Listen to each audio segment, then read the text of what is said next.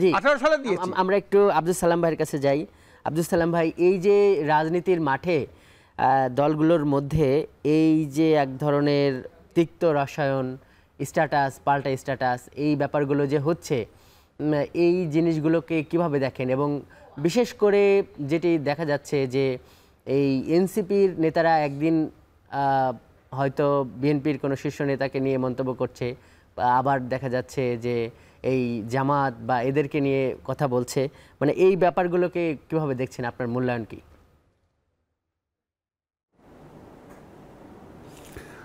না, এনসিপি মানে এখন যে কথাটা বলছে তারা তো যুক্তিসঙ্গত কথা বলছে যে আসলে এটা তো কোনো এজেন্ডা ছিল না যে নিম্নকক্ষের ইসের ব্যাপারে নিম্নকক্ষে হবে পিআর সিস্টেম হবে বা টোটাল কোনো পিআর সিস্টেম হবে, এটা কোনো আন্দোলনে যখন আমরা গত 17 বছর আন্দোলন করছি তখনও ছিল না, যখন অভ্যুত্থান হয় তখনও ছিল না, অভ্যুত্থানের পরবর্তী পর্যায়েও ছিল না, এবং কোনোভাবেই সেটা এই যে সংস্কার কমিশনের এজেন্ডাতেও সেটা ছিল না।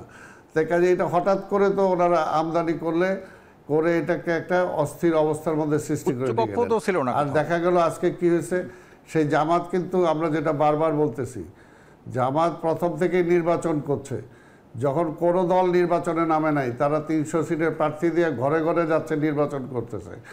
আরেক দিক দিয়ে 2 দিন আগে বলছে যে পিআর সিস্টেম না হলে তারা কোনো কিছু মানে না। তারা তো অলরেডি ঐক্যমত এখানে যায়, তারা স্বাক্ষরও করে আসছে। তাই কাজে এইগুলো কিছু না করে এখন সবার মিলে উচিত, আমি এনসিপিকেও বলবো যে জামাত তো অলরেডি নির্বাচনে চলেই আসছে, কাজে তাদেরকেও বলবো ছোটোখাটো যে সমস্যাগুলো আছে, যে সমস্যাটা এখানে আলোচনা প্রথম আপনি করলেন যে প্রতীক নিয়ে, দেখুন আমি এই আলোচনাটায় কিন্তু যেতেই চাই না। আমি বলছি এটা নির্বাচন কমিশন এনসিপির সাথে বসে তারা শর্ট আউট করবে, আমরা এটার মধ্যে কোনো ওপিনিয়ন দিতে চাই নাই।